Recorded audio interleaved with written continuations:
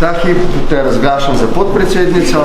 Naša pozornost je pritegnila z dejstvom, da si je kot prvi pogoj svojega predsedovanja umislila konja in temu konju bi dala ime Borut. Gospa bodoča predsednica, a ste bili kaj živčni, ste bili kaj nervozni zjutraj?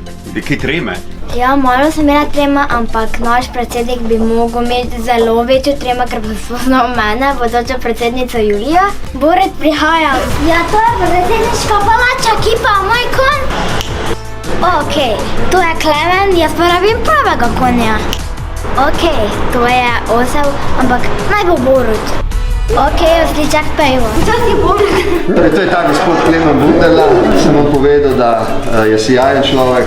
Jaz mislim, da si oba zaslužita eno naše priznanje. Zdaj, za mojega prijatelja imam čebelico, kar je priden tako.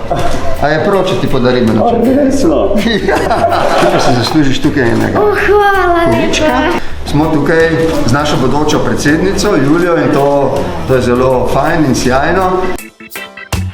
Ta dan bom si zapomnila za celo življenje. Zdaj pa je čas za aktualna glas.